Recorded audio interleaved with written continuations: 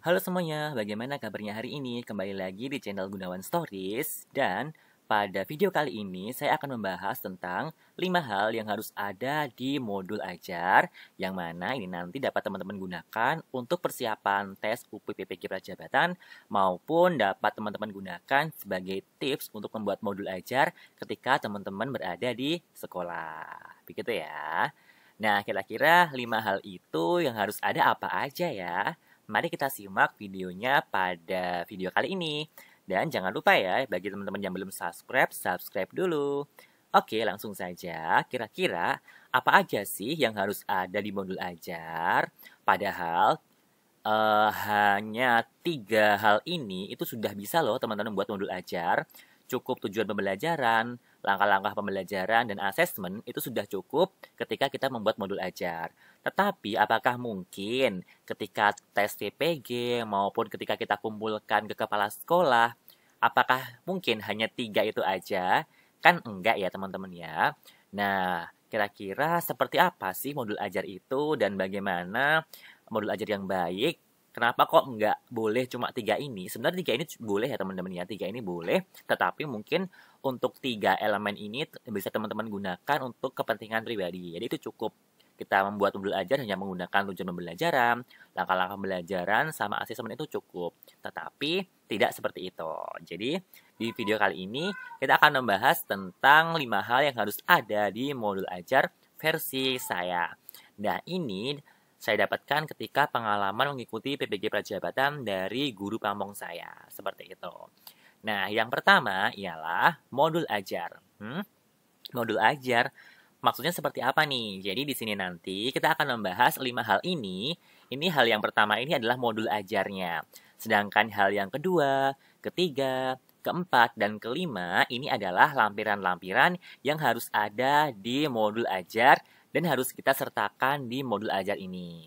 Nah, tips pembuatan modul ajar ini saya dapatkan dari guru pamong ketika saya PPL, ketika PPG Prajabatan. Nah, kebetulan guru pamong saya ini dulu adalah ini ya, jadi beliau ini juga guru yang bertugas untuk mengetes teman-teman PPG dalam jabatan. Jadi ketika teman-teman tes PPG dalam jabatan, guru pamong ini yang mengecek modul ajarnya, mengecek bagaimana micro teachingnya seperti itu. Namanya Ibu Sarikit, beliau mengajar di SMA Negeri 8 Surakarta. Seperti itu. Jadi yang pertama adalah modul ajar. Di sini berarti modul ajar lengkap ya teman-temannya. Jadi lengkap dari awal sampai akhir. Di mana di modul ajar ini nanti ada beberapa tulisan-tulisan, ada beberapa bagian-bagian seperti ada capaian pembelajaran, ada identitas modul, kemudian ada kompetensi awal, ada sarana dan prasarana, ada target peserta didik, ada model pembelajaran, ada tujuan pembelajaran, ada pemahaman bermakna, ada pertanyaan pemantik, ada langkah-langkah pembelajaran, dan lain-lain hingga ke tanda tangan pengesahan kepala sekolah. Nah, sepertinya tiap daerah, tiap MGMP biasanya punya modul ajar yang berbeda-beda. Atau bahkan tiap sekolah instansi juga punya modul ajar yang berbeda-beda. Jadi untuk modul ajar ini teman-teman bisa menyesuaikan di sekolah maupun di MGMP maupun kotanya masing-masing ya teman-teman ya. Jadi nggak harus sama seperti ini. Nah mungkin di next pertemuan kita akan membahas nih modul ajar ini isinya apa aja dah dan bagaimana cara untuk membuat modul ajar. Insya Allah jika memungkinkan akan kita bahas di video selanjutnya. Tunggu ya teman-teman ya. Oke, kemudian yang kedua adalah materi ajar. Jadi yang pertama tadi ada modul ajarnya, kemudian yang kedua ini ada materi ajar. Nah, materi ajar ini dapat berupa rangkuman materi maupun bahan ajar yang akan kita pelajari di modul ajar kita, gitu ya. Contohnya ini. Di sini ada modul ajar peristiwa, ada materi peristiwa seputar proklamasi kemerdekaan Republik Indonesia, gitu.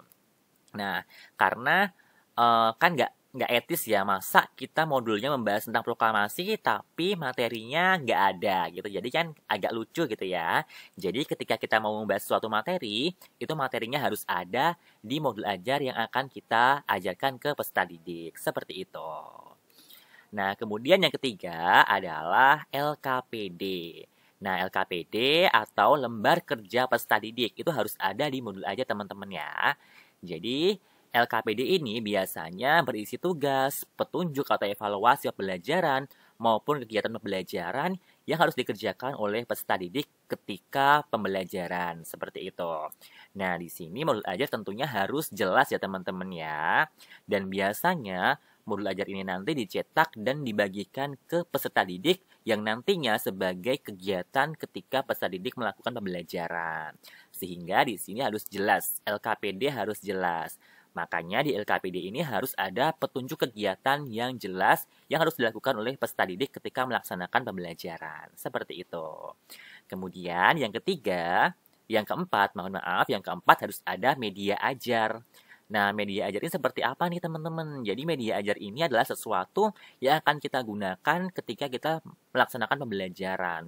Nah, paling simpel, kita menggunakan PowerPoint. Sehingga PowerPoint ini harus kita lampirkan ke modul ajarnya. Begitu ya teman-teman ya. Atau mungkin teman-teman juga bisa melampirkan media yang lain seperti gambar-gambar maupun teka-teki silang, maupun alat-alat peraga yang lainnya. Mungkin kalau teman-teman menggunakan alat peraga seperti globe, atau mungkin menggunakan alat permainan yang lain, teman-teman bisa fotokan, terus teman-teman masukkan di modul ajar ini. Sehingga media ajar yang digunakan di modul ajar itu jelas terlampir di modul ajar yang kita gunakan. Lalu, yang kelima harus ada asesmennya. Nah, ini asesmen harus disertakan teman-teman ya. Masa ketika kita membuat modul tidak ada asesmen, kan lucu sekali. Jadi asesmen ini harus kita lampirkan dan lengkap ya. Dari mulai asesmen diagnostik, kemudian asesmen sumatif, dan juga asesmen formatif. Seperti itu. Jadi ketiganya ini harus ada di modul ajar yang kita gunakan, begitu ya. Dan diusahakan nih, asesmen juga harus lengkap, tidak hanya soal aja, tetapi disertakan juga tentang petunjuk penilaiannya atau pedoman skorannya. Kemudian ada kisi-kisinya, lalu ada kunci jawabannya, begitu. Nah, jadi gimana teman-teman? Sudah paham ya? Ada 5 hal yang harus ada di modul ajar. Nah, 5 hal ini yaitu yang pertama ialah modul ajarnya, kemudian yang kedua ada materi ajar, yang ketiga ada media ajar, yang keempat ada LKPD, dan yang kelima harus ada asesmennya. Begitu ya. Jadi di antara kelima ini jangan sampai ada yang terlewatkan, begitu. Nah, tips ini saya dapatkan dari guru pamong ketika saya PPL PPG Prajabatan. Jadi diajarin nih cara membuatnya seperti ini. Begitu ya teman-teman ya. Oke, mungkin cukup sekian video hari ini. Terima kasih yang udah nonton. Jangan lupa subscribe ya. Jangan lupa like, share, maupun komen. Terima kasih. Wassalamualaikum warahmatullahi wabarakatuh. Bye-bye.